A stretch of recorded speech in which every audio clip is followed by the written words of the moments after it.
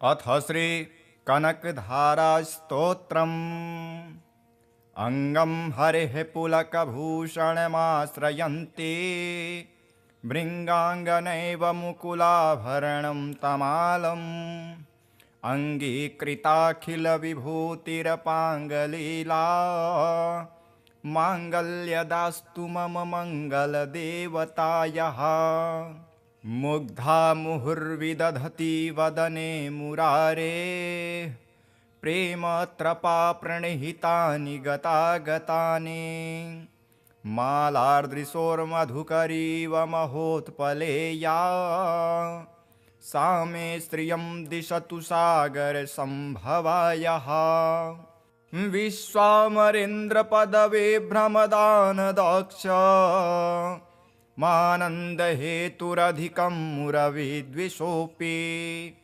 ईशन्निषीदतु मयि क्षणमेक्षणार्ध मिन्दीवरोदरसहोदरमिन्दिरायाः आमीलिताक्षमधिगम्य मुदा मुकुन्द मानन्दकन्दमनिमेषमनङ्गतन्त्रम् आकेकरस्थितकनीनिकपाक्ष्मनेत्रम् भूत्यै भवेन्मम भुजङ्गशयाङ्गनायः वाह्यन्तरे मधुजितः श्रितकौस्तुभेया हारावलीव हरनीलमयी विभाति कामप्रदा भगवतोऽपि कटाक्षमाला कल्याणमावहतु मे कमलालयायाः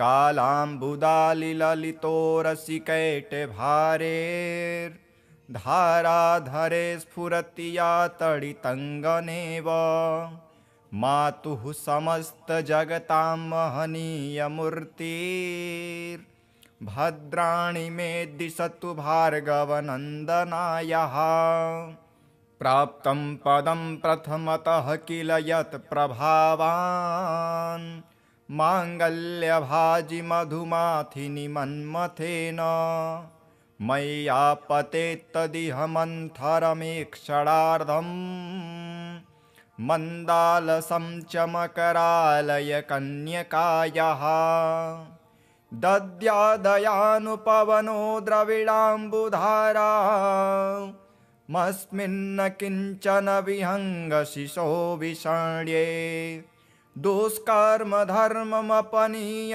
चिराय दूरम् नारायणप्रणयिनी नयनाम्बुवाहः इष्टाविशिष्टमतयोऽपि ययार्दयार्द दृष्टा त्रिविष्टपपदं सुलभं लभन्ते दृष्टिप्रहिष्टकमलोदरदीप्तिरिष्टां पुष्टिं कृषिष्ट मम पुष्करभीष्टरायः गिरिदेवतेति गरुडध्वजसुन्दरीते शाकम्भरीति शशिशेखरवल्लभेते सृष्टिस्थितिप्रलयकेलिषु संस्थितायै तस्मै नमस्त्रिभुवनैकगुरोत्तरुण्यै श्रुत्यै नमस्तु शुभकर्मफलप्रसूत्यै रत्यै नमस्तु रमणीयगुणार्णवायै शक्त्यै नमस्तु शतपत्रनिकेतनायै पुष्ट्यै नमस्तु पुरुषोत्तमवल्लभायै नमोस्तु नालिकनिभाननायै नमोस्तु दुग्धोदधिजन्मभूत्यै नमोस्तु सोमामृतसोदरायै नमोस्तु नारायणवल्लभायै सम्पत्कराणि सकलेन्द्रियनन्दनानि साम्राज्यदानविभवानि सरोरुहाक्षि त्वद्वन्दनानि दुरिताहरणोद्यतानि मामेव मातरनिशं कलयन्तु मान्ये यत्कटाक्षसमुपासना विधिः सेवकस्य सकलार्थसम्पदः सन्तनोति वचनाङ्गमानसे स्वां मुरारिहृदयेश्वरीं भजे सरसिजनिलये सरोजहस्ते धवलतमांशुकगन्धमाल्यशोभे भगवति हरिवल्लभे मनोज्ञे त्रिभुवनभूतिकरे प्रसीद मह्यम् दिग्धस्थिभिः कनककुम्भमुखावसृष्ट सर्वाहिनी विमलचारुजलप्लुताङ्गीं प्रातर्नमामि जगतां जननीमशेष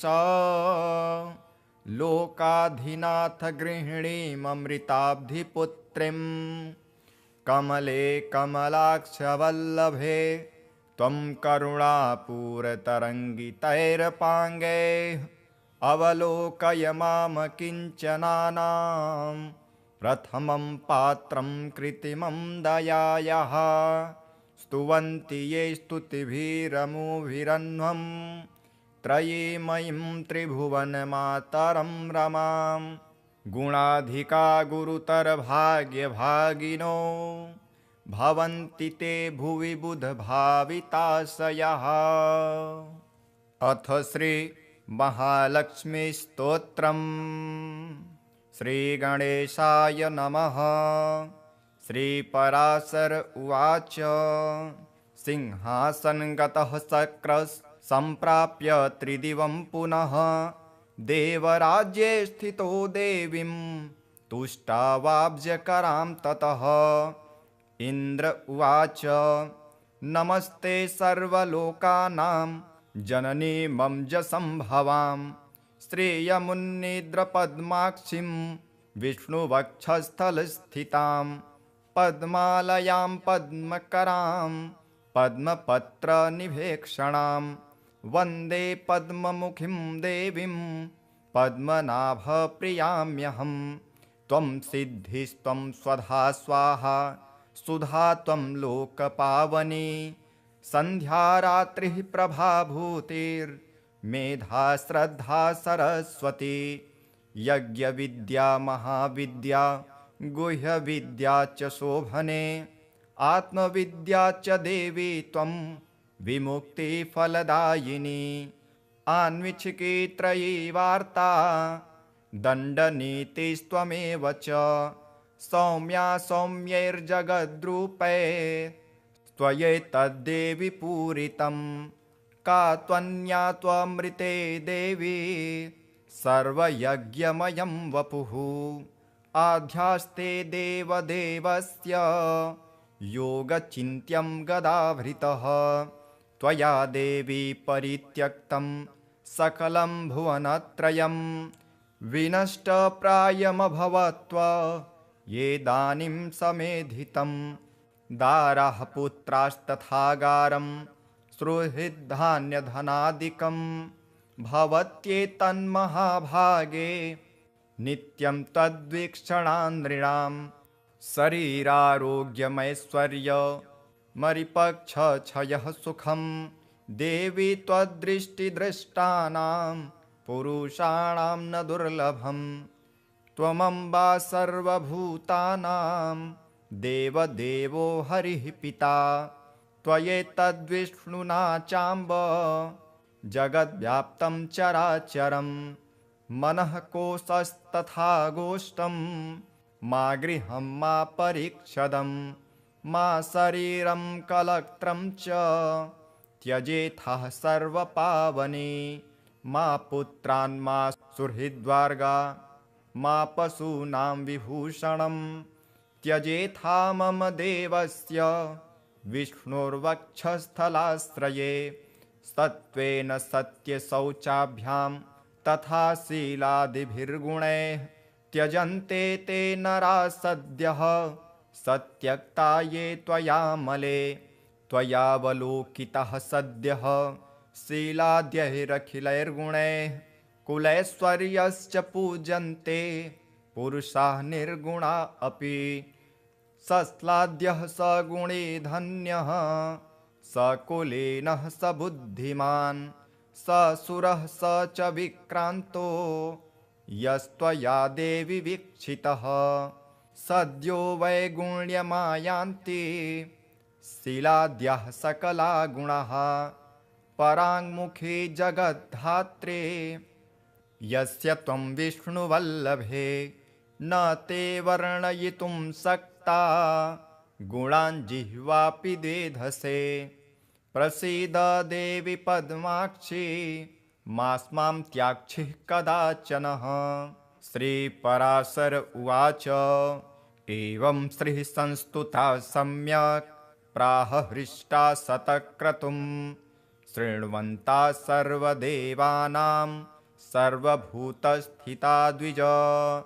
श्रीरुवाच परितुष्टास्मि देवेश स्तोत्रेणानेन ते हरेः वरं वृणीष्व यस्त्विष्टो वरदाहं तवागता।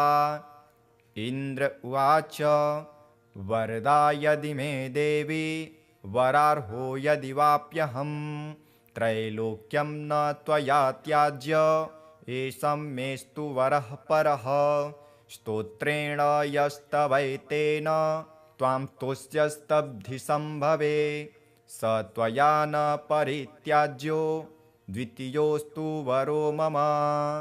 श्रीरुवाच त्रैलोक्यं त्रिदशः श्रेष्ठ न सत्यक्षामि वासव दत्तो वरो मयायं ते स्तोत्राराधनतुष्ट्या यश्च सायं तथा प्रातः स्तोत्रेणानेन मानवः स्तोष्यते चेन्न तस्याहं भविष्यामि पराङ्मुखी।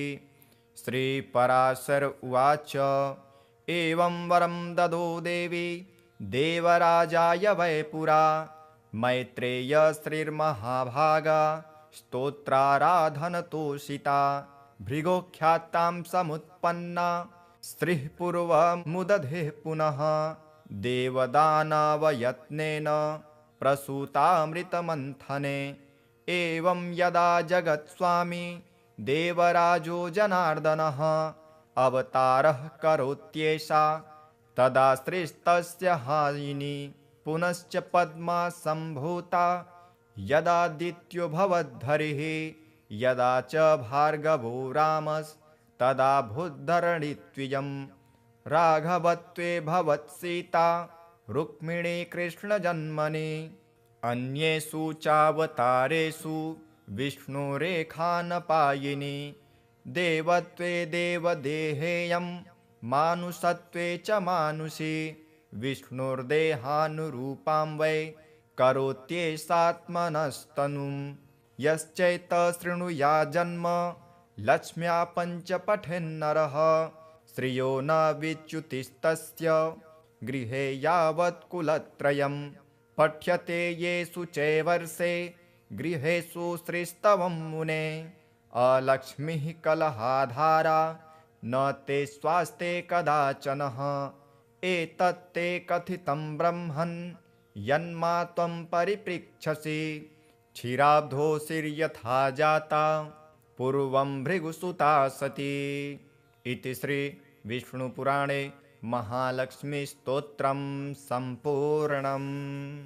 अथ श्री सूक्तम् ॐ हिरण्यवर्णां हरिणीं सुवर्णरजतस्रजां चन्द्रां हिरण्यमयीं लक्ष्मीं जातवेदो म आवह ताम् आवह जातवेदो लक्ष्मीमनपगामिनीं यस्यां हिरण्यं विन्देयं गामस्वं पुरुषानहम् अश्वपूर्वां रथमध्यां हस्तिनादप्रबोधिनीं श्रियं देवीमुपह्वये श्रीर्मा देवी जुषतां कां सोऽस्मितां हिरण्यप्रकारार्मार्दां ज्वलन्तीं तृप्तां तर्पयन्तीं पद्मे स्थितां पद्मवर्णां तामिहोपह्वये श्रियं चन्द्रां प्रभासां यशसा ज्वलन्तीं श्रियं लोके देवजुष्टामुदारां तां पद्मिनीं शरणमहं प्रपद्ये लक्ष्मीर्मे नश्यतां त्वां वृणे आदित्यवर्णे तपसोऽधिजातो वनस्पतिस्तव वृक्षोऽथ बिल्वः तस्य फलानि तपसानुदन्तो मायान्तरायाश्च बाह्या अलक्ष्मीः उपैतु मां देवसखः कीर्तिश्च मणिना सह प्रादुर्भूतेऽस्मु राष्ट्रेऽस्मिन् कीर्तिमृद्धिं ददातु मे क्षुप्तिपाशामलां ज्येष्ठा अलक्ष्मीं नासाम्यहम् अभूति समृद्धिं च सर्वां निर्णुद मे गृहात् गन्धद्वारां दुराधर्षां नित्यपुष्टां करीषिणीम् ईश्वरीं सर्वभूतानां तामिहोपह्वये श्रियं मनसः कामनाकूतिं वाचः सत्यमसीमहि पशूनां रूपमन्नस्य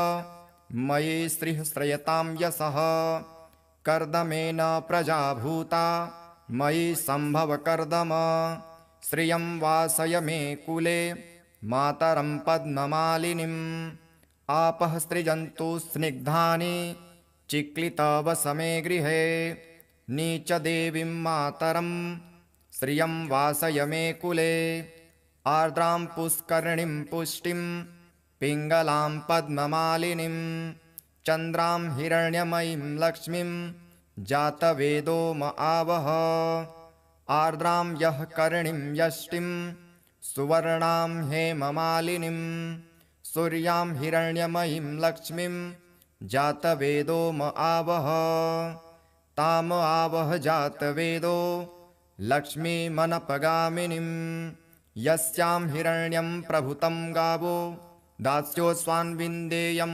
पुरुषानहं यः शुचिप्रयतो भूत्वा जुह्यादाज्यमन्वहम् सूक्तं पञ्चदशर्चं च श्रीकामः सततं जपेत् पद्मानने पद्म उरु पद्माक्षी पद्मसम्भवे त्वं मा भजस्व पद्माक्षी येन सौख्यं लभाम्यहम् अश्वदाये गोदाये धनदाये महाधने धनं मे जुषतां देवी सर्वकामाश्च देहि मे पुत्रपौत्रधनं धान्यं हस्त्यस्वादिगवे रथं प्रजानां भवसि माता आयुष्मन्तं करोतु मां धनमग्निर्धनं वायुर्धनं सूर्यो धनं वसुः धनमिन्द्रो बृहस्पतिर्वरुणं धनमश्नुते वैनतेय सोमं पीबतु वृत्रः सोमं धनस्य सोमिनो मह्यं ददातु सोमिनः न क्रोधो न च मात्सर्य न लोभो न शुभामतिः भवन्ति कृतपुण्यानां भक्तानां त्रिसूक्तं जपेत् सदा वर्षन्तुं ते विभावरी दिवो अभ्रस्य विद्युतः रोहन्तु सर्वबीजान् यवब्रह्मा द्विषोजहि पद्मप्रिये पद्मिनी पद्महस्ते पद्मालये पद्मदलायताक्षी विश्वप्रिये विष्णुमनोनुकूले त्वत्पादपद्मं मयि सन्निधस्त्व या सा पद्मासनस्था विपुल कटितटी पद्मपत्रायताक्षी गम्भीरावर्तनाभिस्तनभर नमिता शुभ्रवक्त्रोत्तरीया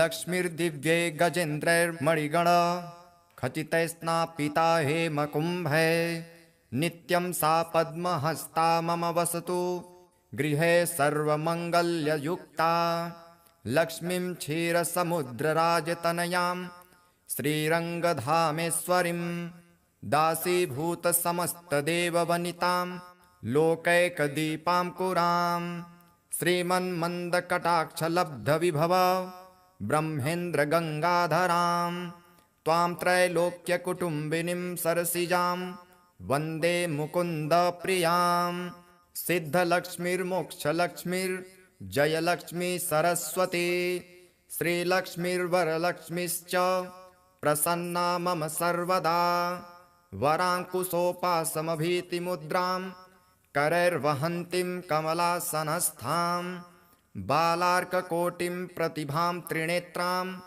भजेऽहमाद्यां जगदीश्वरीं त्वां सर्वमङ्गलमाङ्गल्ये शिवे सर्वार्थसाधिके शरण्ये त्र्यम्बके गौरी नारायणि नमोऽस्तुते नारायणि नमोऽस्तुते नारायणि नमोऽस्तुते सरसिजनिलये सरोजहस्ते धवलतरांशुकगन्धमाल्यशोभे भगवति हरिवल्लभे मनोज्ञे त्रिभुवनभूतिकरे प्रसीद मह्यम् विष्णुपत्नी क्षमां देवीं माधवीं माधवप्रियां विष्णुः प्रियसखीं देवीं नमाम्यच्युतवल्लभां महालक्ष्मी च विद्महे विष्णुपत्नी च धीमहि तन्नो लक्ष्मीः प्रचोदयात् श्रीवर्चस्य मायुष्यमारोग्य मा विधात् पवमान् महीयते धनं धान्यं पशुं बहुपुत्रलाभं शतसंवत्सरं दीर्घमायुः ऋणरोगादिदारिद्र्य पापक्षुदपमृत्यवः भयशोकमनस्तापा नश्यन्तु मम सर्वदा ॐ महादेव्यै च विद्महे विष्णुपत्नी च धीमहि तन्नो लक्ष्मीः प्रचोदयात् ॐ शान्तिः शान्तिः शान्तिः। अथ श्री कनकधारास्तोत्रम् अङ्गं हरेः पुलकभूषणमाश्रयन्ति भृङ्गाङ्गनैव मुकुलाभरणं तमालम् अङ्गीकृताखिलविभूतिरपाङ्गलीला माङ्गल्यदास्तु मम मङ्गलदेवतायाः मुग्धा मुहुर्विदधति वदने मुरारे प्रेमत्रपा प्रणिहितानि गतागतानि मालार्दृशोर्मधुकरीव महोत्पलेया सा मे श्रियं दिशतु सागरसम्भवायः विश्वामरेन्द्रपदवे भ्रमदानदक्ष मानन्दहेतुरधिकं मुरविद्विषोऽपि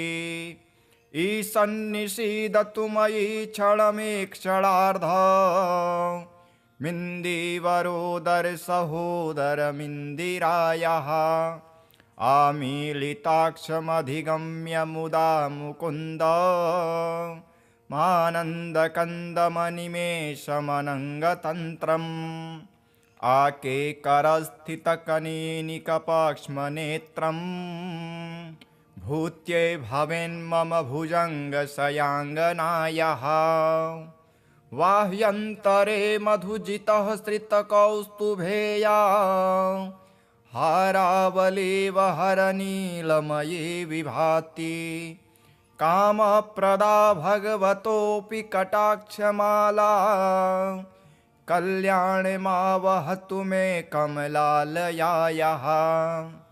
कालाम्बुदालिललितोरसिकैटभारेर्धाराधरे स्फुरति या तडितङ्गनेव मातुः समस्तजगतां महनीयमूर्तिर्भद्राणि मे दिशतु भार्गवनन्दनायाः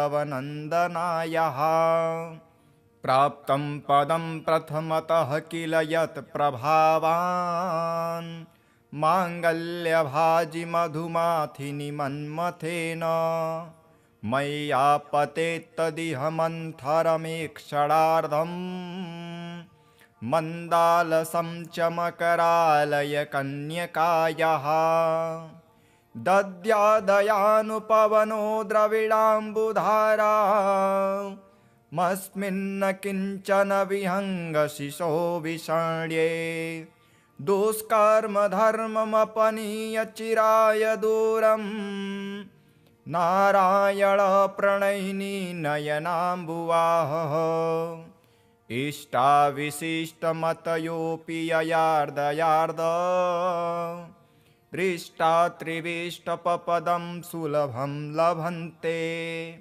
दृष्टिप्रहिष्टकमलोदरदीप्तिरिष्टां पुष्टिं कृषिष्ट मम पुष्करभीष्टरायः गिरिदेवतेति गरुडध्वजसुन्दरीते शाकम्भरीति शशिशेखरवल्लभेते सृष्टिस्थितिप्रलयकेलिषु संस्थितायै तस्मै नमस्त्रिभुवनैकगुरोत्तरुण्यै श्रुत्यै नमस्तु शुभकर्मफलप्रसूत्यै रत्यै नमस्तु रमणीयगुणार्णवायै शक्त्यै नमस्तु शतपत्रनिकेतनायै पुष्ट्यै नमस्तु पुरुषोत्तमवल्लभायै नमोऽस्तु नालिकनिभाननायै नमोऽस्तु दुग्धोदधिजन्मभूत्यै नमोऽस्तु सोमामृतसोदरायै नमोऽस्तु नारायणवल्लभायै सम्पत्कराणि सकलेन्द्रियनन्दनानि साम्राज्यदानविभवानि सरोरुहाक्षि त्वद्वन्दनानि दुरिताहरणोद्यतानि मामेव मातरनिशं कलयन्तु मान्ये यत्कटाक्षसमुपासनाविधिः सेवकस्य सकलार्थसम्पदः सन्तनोति वचनाङ्गमानसे स्वां मुरारिहृदयेश्वरीं भजे सरसिजनिलये सरोजहस्ते धवलतमांशुकगन्धमाल्यशोभे भगवति हरिवल्लभे मनोज्ञे त्रिभुवनभूतिकरे प्रसीद मह्यं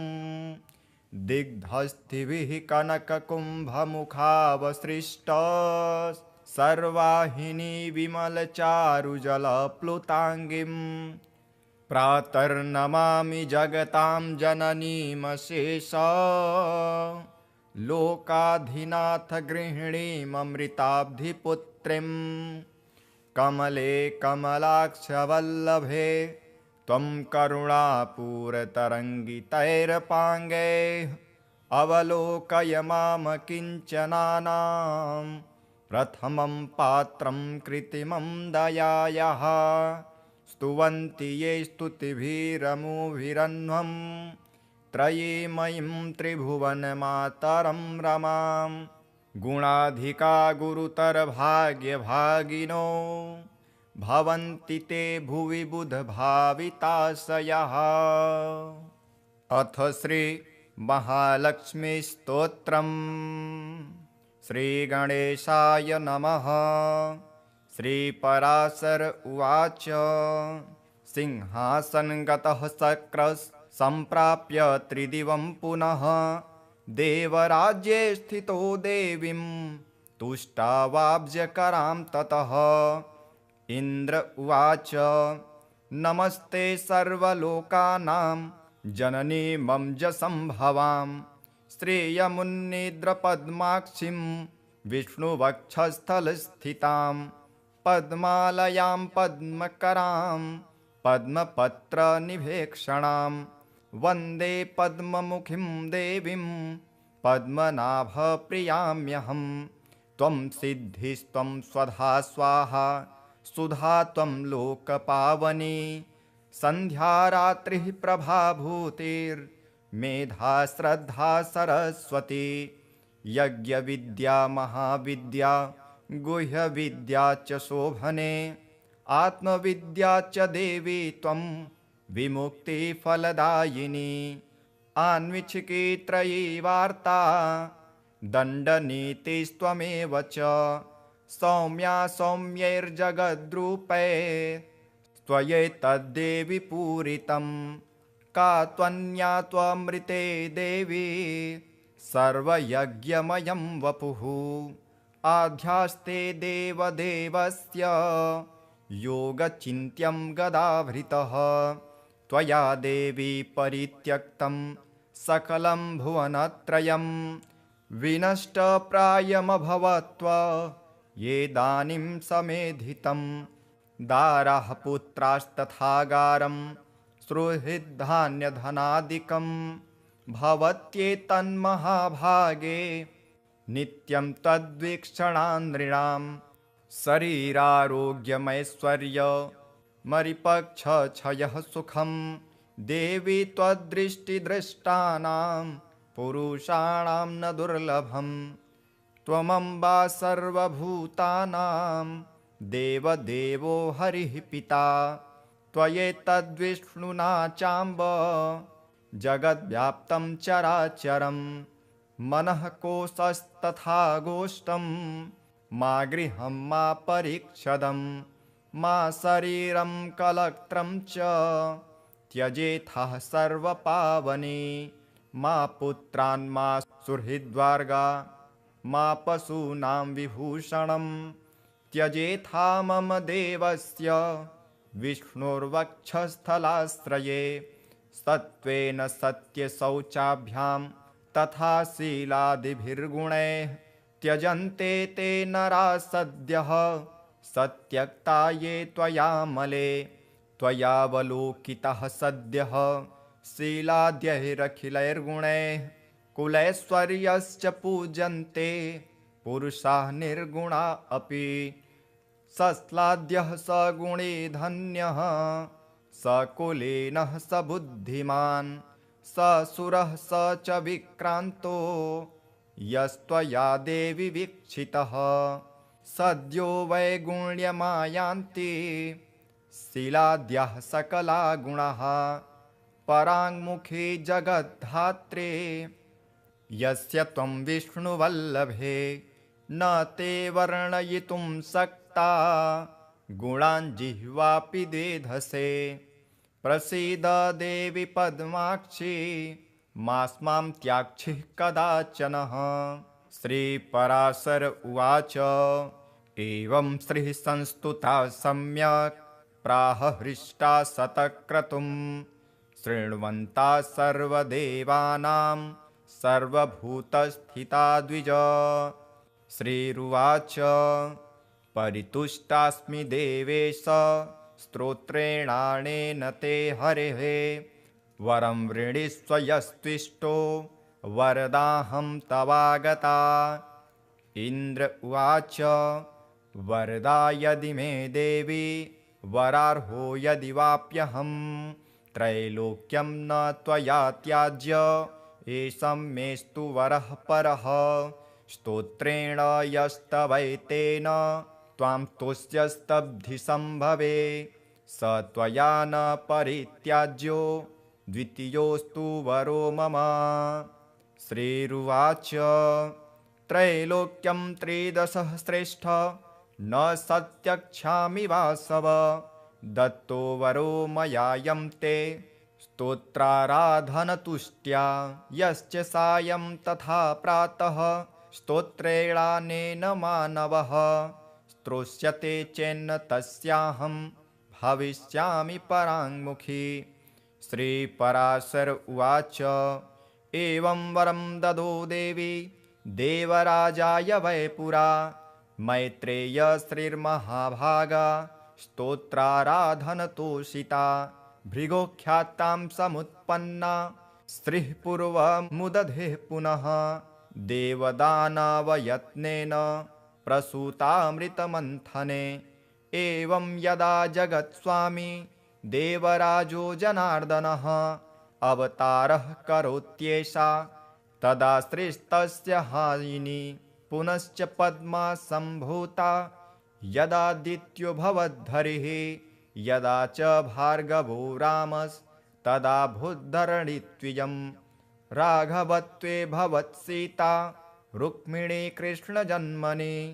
अन्येषु चावतारेषु विष्णुरेखानपायिनी देवत्वे देवदेहेयं मानुषत्वे च मानुषी विष्णुर्देहानुरूपां वै करोत्येषात्मनस्तनुं यश्चैतशृणुया जन्म लक्ष्म्या पञ्च पठेन्नरः श्रियो न विच्युतिस्तस्य गृहे यावत् कुलत्रयं पठ्यते येषु चैवर्षे गृहेषु श्रीस्तवं मुने अलक्ष्मीः कलहाधारा न ते स्वास्ते कदाचनः एतत्ते कथितं ब्रह्मन् यन्मा त्वं परिपृच्छसि क्षीराब्धोऽसिर्यथा जाता पूर्वं भृगुसुता सती। इति श्री विष्णुपुराणे महालक्ष्मीस्तोत्रं सम्पूर्णम्। अथ श्रीसूक्तम्। ॐ हिरण्यवर्णां हरिणीं सुवर्णरजतस्रजां चन्द्रां हिरण्यमयीं लक्ष्मीं जातवेदो म आवह। ताम् आवह जातवेदो लक्ष्मीमनपगामिनीं यस्यां हिरण्यं विन्देयं गामस्वं पुरुषानहम्। अश्वपूर्वां रथमध्यां हस्तिनादप्रबोधिनीं श्रियं देवीमुपह्वये श्रीर्मा देवी जुषतां। कां सोऽस्मितां हिरण्यप्रकारार्मार्दां ज्वलन्तीं तृप्तां तर्पयन्तीं पद्मे स्थितां पद्मवर्णां तामिहोपह्वये श्रियं। चन्द्रां प्रभासां यशसा ज्वलन्तीं श्रियं लोके देवजुष्टामुदारां। तां पद्मिनीं शरणमहं प्रपद्ये लक्ष्मीर्मे नश्यतां त्वां वृणे। आदित्यवर्णे तपसोऽधिजातो वनस्पतिस्तव वृक्षोऽथ बिल्वः। तस्य फलानि तपसानुदन्तो मायान्तरायाश्च बाह्या अलक्ष्मीः। उपैतु मां देवसखः कीर्तिश्च मणिना सह। प्रादुर्भूतेऽस्मु राष्ट्रेऽस्मिन् कीर्तिमृद्धिं ददातु मे। क्षुप्तिपाशामलां ज्येष्ठा अलक्ष्मीं नासाम्यहम्। अभूति समृद्धिं च सर्वां निर्णुद मे गृहात्। गन्धद्वारां दुराधर्षां नित्यपुष्टां करीषिणीम् ईश्वरीं सर्वभूतानां तामिहोपह्वये श्रियं। मनसः कामनाकूतिं वाचः सत्यमसीमहि। पशूनां रूपमन्नस्य मयि श्रीः श्रयतां यशः। कर्दमेन प्रजाभूता मयि सम्भव कर्दम। श्रियं वासय मे कुले मातरं पद्ममालिनीम्। आपः सृजन्तु स्निग्धानि चिक्लितवसमे गृहे। नीचदेवीं मातरं श्रियं वासय मे कुले। आर्द्रां पुष्करिणीं पुष्टिं पिङ्गलां पद्ममालिनीं। चन्द्रां हिरण्यमयीं लक्ष्मीं जातवेदो म आवह। आर्द्रां यः करिणीं यष्टिं सुवर्णां हेममालिनीं।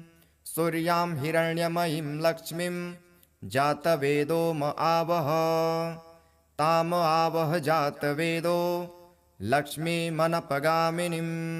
यस्यां हिरण्यं प्रभुतं गावो दास्योऽस्वान् विन्देयं पुरुषानहम्।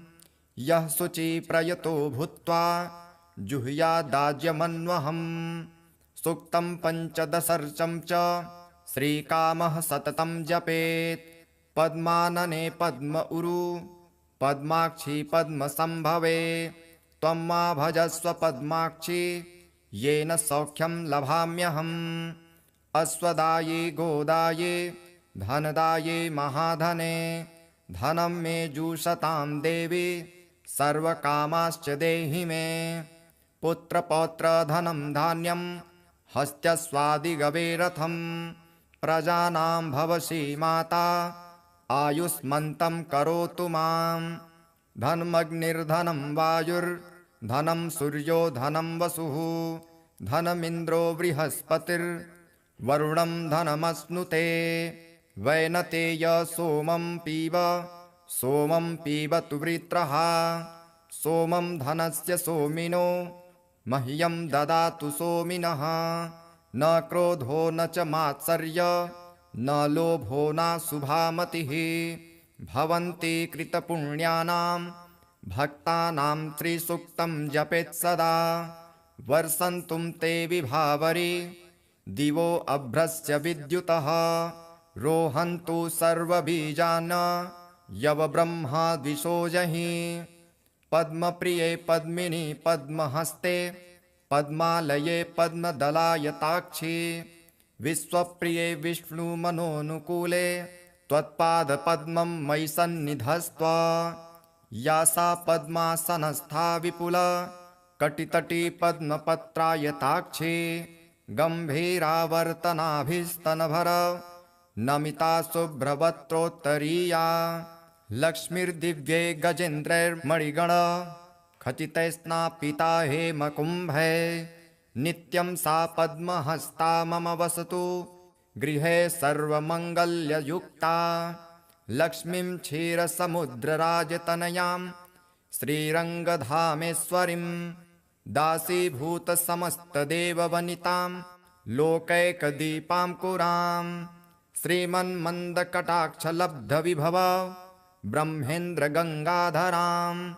त्वां त्रैलोक्यकुटुम्बिनीं सरसिजां वन्दे मुकुन्दप्रियां सिद्धलक्ष्मीर्मोक्षलक्ष्मीर्जयलक्ष्मी सरस्वती श्रीलक्ष्मीर्वरलक्ष्मीश्च प्रसन्ना मम सर्वदा वराङ्कुशोपासमभीतिमुद्रां करैर्वहन्तीं कमलासनस्थां बालार्ककोटिं प्रतिभां त्रिनेत्रां भजेऽहमाद्यां जगदीश्वरीं त्वां सर्वमङ्गलमाङ्गल्ये शिवे सर्वार्थसाधिके शरण्ये त्र्यम्बके गौरी नारायणि नमोऽस्तु ते नारायणि नमोऽस्तु ते नारायणि नमोऽस्तु ते सरसिजनिलये सरोजहस्ते धवलतरांशुकगन्धमाल्यशोभे भगवति हरिवल्लभे मनोज्ञे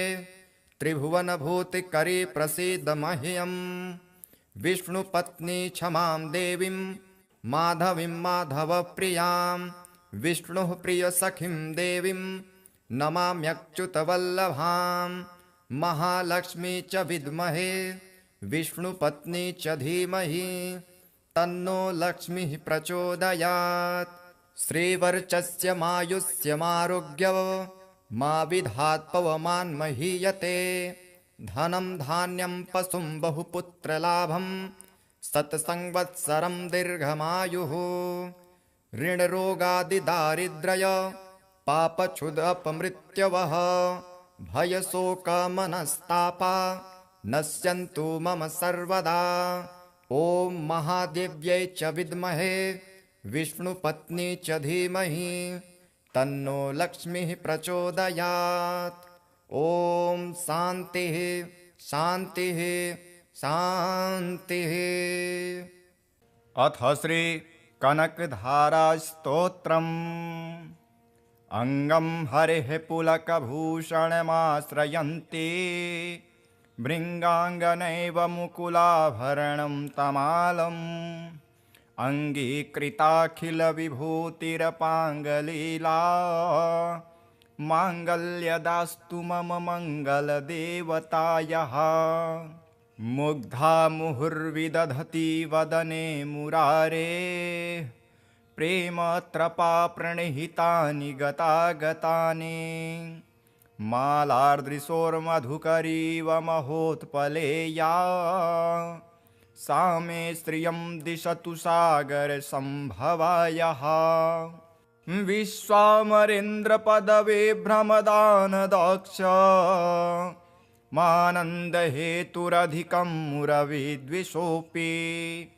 ईशन्निषीदतु मयि क्षणमेक्षणार्ध मिन्दीवरोदरसहोदरमिन्दिरायः आमीलिताक्षमधिगम्य मुदा मुकुन्द मानन्दकन्दमनिमेषमनङ्गतन्त्रम् आकेकरस्थितकनीनिकपाक्ष्मनेत्रम् भूत्यै भवेन्मम भुजङ्गशयाङ्गनायः बाह्यन्तरे मधुजितः श्रितकौस्तुभेया हारावलीव हरनीलमयी विभाति कामप्रदा भगवतोऽपि कटाक्षमाला कल्याणमावहतु मे कमलालयायाः कालाम्बुदालिललितो रसिकैटभारेर्धाराधरे स्फुरति या तडितङ्गनेव मातुः समस्तजगतां महनीयमूर्तिर्भद्राणि मे दिशतु भार्गवनन्दनायः प्राप्तं पदं प्रथमतः किल यत् प्रभावान् माङ्गल्यभाजि मधुमाथिनि मन्मथेन मय्यापतेत्तदिह मन्थरमेक्षणार्धम् मन्दालसं च मकरालय कन्यकायाः दद्यादयानुपवनो द्रविडाम्बुधारा मस्मिन्न किञ्चन विहङ्गशिशो विषण्ये दुष्कर्मधर्ममपनीय चिराय दूरं नारायणप्रणयिनी नयनाम्बुवाहः इष्टाविशिष्टमतयोऽपि ययार्दयार्द दृष्टा त्रिविष्टपपदं सुलभं लभन्ते दृष्टिप्रहिष्टकमलोदरदीप्तिरिष्टां पुष्टिं कृषिष्ट मम पुष्करविष्टरायः गिरिदेवतेति गरुडध्वजसुन्दरीते शाकम्भरीति शशिशेखरवल्लभेति सृष्टिस्थितिप्रलयकेलिषु संस्थितायै तस्मै नमस्त्रिभुवनैकगुरोत्तरुण्यै श्रुत्यै नमस्तु शुभकर्मफलप्रसूत्यै रत्यै नमस्तु रमणीयगुणार्णवायै शक्त्यै नमस्तु शतपत्रनिकेतनायै पुष्ट्यै नमस्तु पुरुषोत्तमवल्लभायै नमोस्तु नालिकनिभाननायै नमोस्तु दुग्धोदधिजन्मभूत्यै नमोस्तु सोमामृतसोदरायै नमोस्तु नारायणवल्लभायै सम्पत्कराणि सकलेन्द्रियनन्दनानि साम्राज्यदानविभवानि सरोरुहाक्षि त्वद्वन्दनानि दुरिताहरणोद्यतानि मामेव मातरनिशं कलयन्तु मान्ये यत्कटाक्षसमुपासनाविधिः सेवकस्य सकलार्थसम्पदः सन्तनोति वचनाङ्गमानसे स्वां मुरारिहृदयेश्वरीं भजे सरसिजनिलये सरोजहस्ते धवलतमांशुकगन्धमाल्यशोभे भगवति हरिवल्लभे मनोज्ञे त्रिभुवनभूतिकरे प्रसीद मह्यम् दिग्धस्थिभिः कनककुम्भमुखावसृष्ट सर्वाहिनी विमलचारुजलप्लुताङ्गीं प्रातर्नमामि जगतां जननीमशेष लोकाधिनाथ गृहिणीममृताब्धिपुत्रीं कमले कमलाक्षवल्लभे त्वं करुणापूरतरङ्गितैरपाङ्गैः अवलोकय माम किञ्चनानां प्रथमं पात्रं कृत्रिमं दयायाः स्तुवन्ति ये स्तुतिभिरमुभिरन्वं त्रयीमयीं त्रिभुवनमातरं रमां गुणाधिका गुरुतरभाग्यभागिनो भवन्ति ते भुवि बुधभाविताशयः। अथ श्री महालक्ष्मीस्तोत्रम्। श्रीगणेशाय नमः। श्रीपराशर उवाच सिंहासनगतः शक्रः सम्प्राप्य त्रिदिवं पुनः देवराज्ये स्थितो देवीं तुष्टावाब्जकरां ततः। इन्द्र उवाच नमस्ते सर्वलोकानां जननी मम जसंभवां श्रेयमुन्निद्रपद्माक्षीं विष्णुवक्षस्थलस्थितां पद्मालयां पद्मकरां पद्मपत्रनिभेक्षणां वन्दे पद्ममुखीं देवीं पद्मनाभप्रियाम्यहम् त्वं सिद्धिस्त्वं स्वधा स्वाहा सुधा त्वं लोकपावनी सन्ध्या रात्रिः प्रभाभूतिर्मेधा श्रद्धा सरस्वती यज्ञविद्या महाविद्या गुह्यविद्या च शोभने आत्मविद्या च देवी त्वं विमुक्तिफलदायिनी आन्विच्छिकी त्रयी वार्ता दण्डनीतिस्त्वमेव च सौम्या सौम्यैर्जगद्रूपै त्वयैतद्देवि पूरितं का त्वन्या त्वमृते देवी सर्वयज्ञमयं वपुः आध्यास्ते देवदेवस्य योगचिन्त्यं गदाभृतः त्वया देवी परित्यक्तं सकलं भुवनत्रयं विनष्टप्रायमभवत्व येदानीं समेधितं दारः पुत्रास्तथागारं सुहृद्धान्यधनादिकं भवत्येतन्महाभागे नित्यं तद्वीक्षणान्नृणां शरीरारोग्यमैश्वर्यमरिपक्षक्षयः सुखं देवी त्वद्दृष्टिदृष्टानां पुरुषाणां न दुर्लभं त्वमम्बा सर्वभूतानां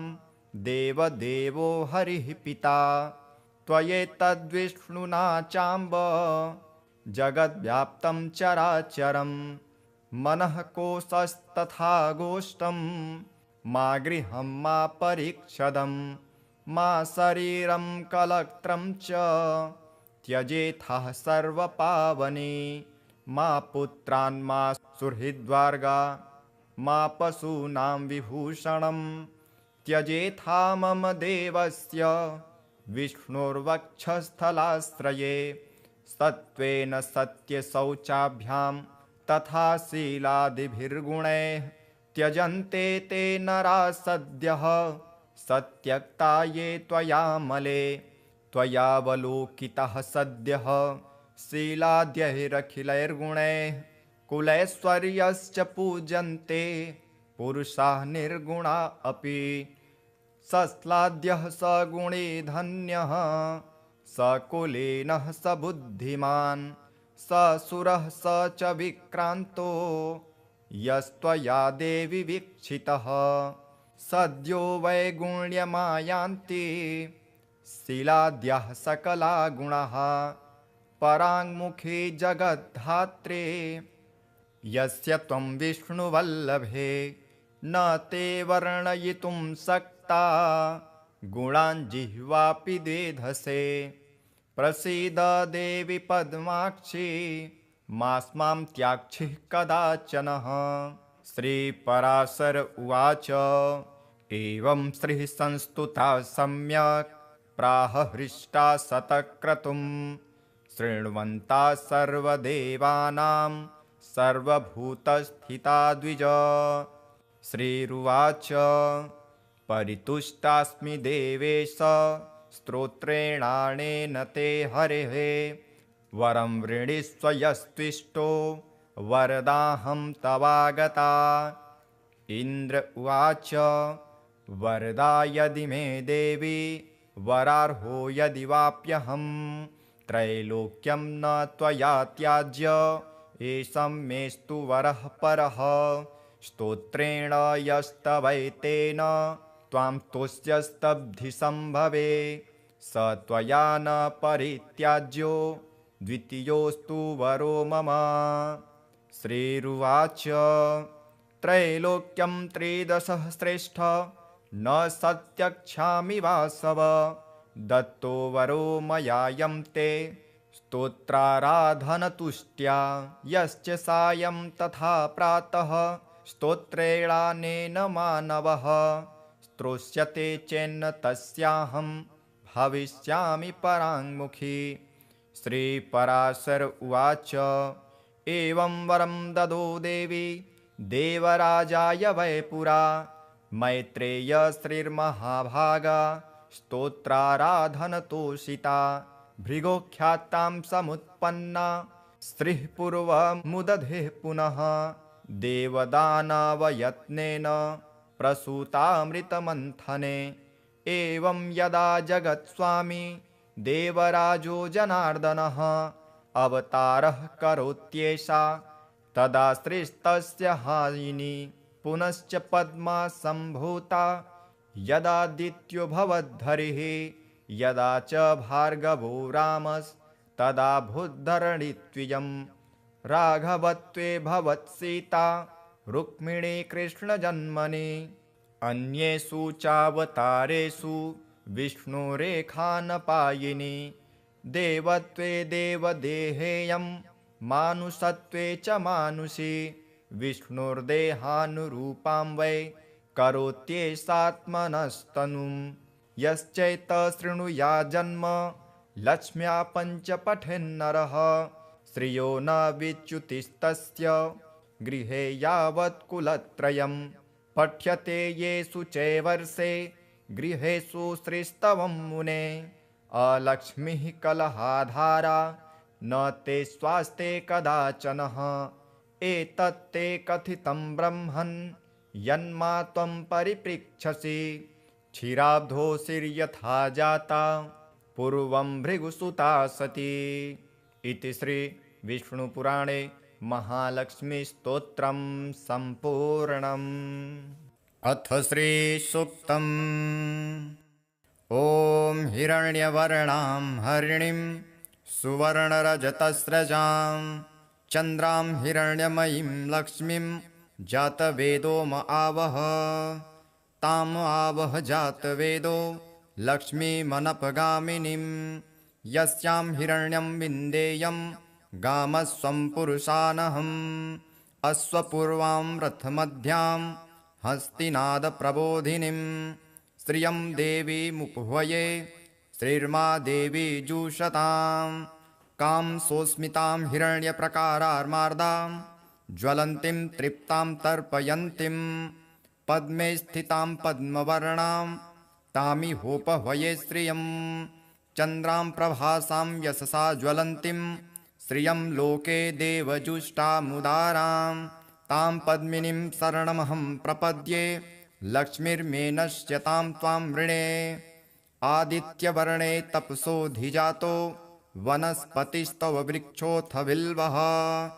तस्य फलानि तपसानुदन्तो मायान्तरायाश्च बाह्या अलक्ष्मीः।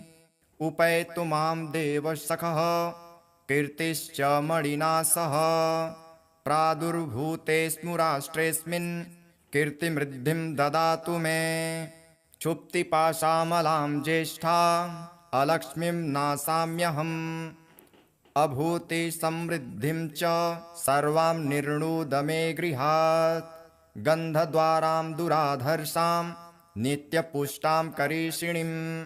ईश्वरीं सर्वभूतानां तामिहोपह्वये श्रियं। मनसः कामनाकूतिं वाचः सत्यमसीमहि। पशूनां रूपमन्नस्य मयि श्रीः श्रयतां यशः। कर्दमेन प्रजाभूता मयि सम्भव कर्दम।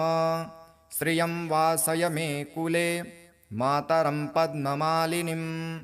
आपः सृजन्तु स्निग्धानि चिक्लितवस मे गृहे। नीचदेवीं मातरं श्रियं वासय मे कुले। आर्द्रां पुष्करिणीं पुष्टिं पिङ्गलां पद्ममालिनीं। चन्द्रां हिरण्यमयीं लक्ष्मीं जातवेदो म आवह। आर्द्रां यः करिणीं यष्टिं सुवर्णां हेममालिनीं। सूर्यां हिरण्यमयीं लक्ष्मीं जातवेदो म आवह। ताम् आवह जातवेदो लक्ष्मीमनपगामिनीं। यस्यां हिरण्यं प्रभुतं गावो दास्योऽस्वान् विन्देयं पुरुषानहम्।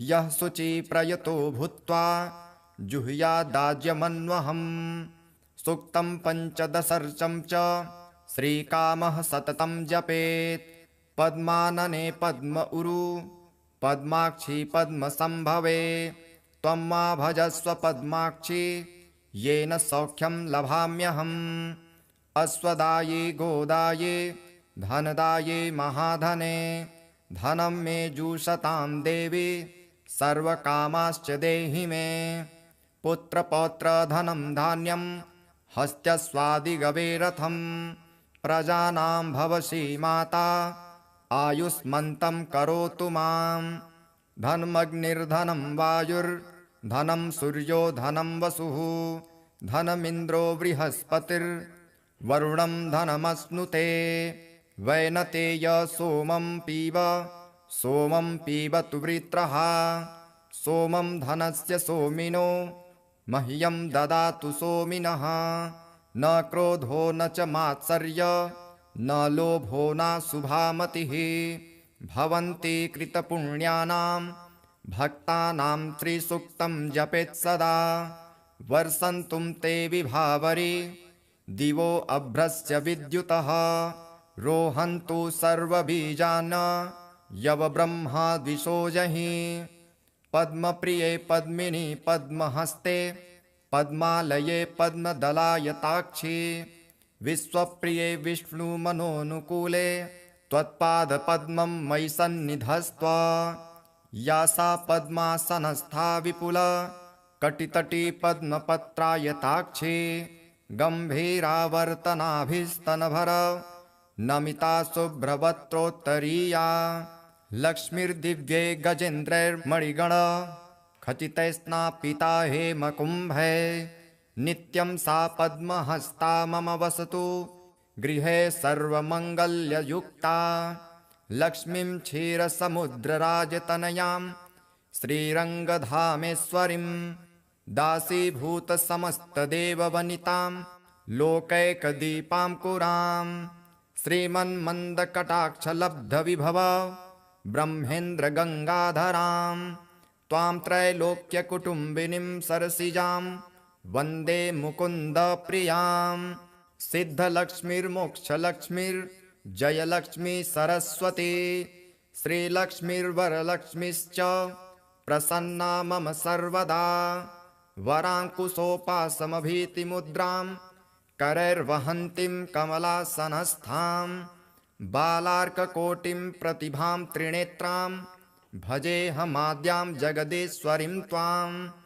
सर्वमङ्गलमाङ्गल्ये शिवे सर्वार्थसाधिके शरण्ये त्र्यम्बके गौरी नारायणि नमोऽस्तु ते नारायणि नमोऽस्तु ते नारायणि नमोऽस्तु ते सरसिजनिलये सरोजहस्ते धवलतरांशुकगन्धमाल्यशोभे भगवति हरिवल्लभे मनोज्ञे त्रिभुवनभूतिकरी प्रसीद मह्यं विष्णुपत्नी क्षमां देवीं माधवीं माधवप्रियां विष्णुः प्रियसखीं देवीं नमाम्यच्युतवल्लभां महालक्ष्मी च विद्महे विष्णुपत्नी च धीमहि तन्नो लक्ष्मीः प्रचोदयात् श्रीवर्चस्यमायुष्यमारोग्य मा विधात् पवमान् महीयते धनं धान्यं पशुं बहुपुत्रलाभं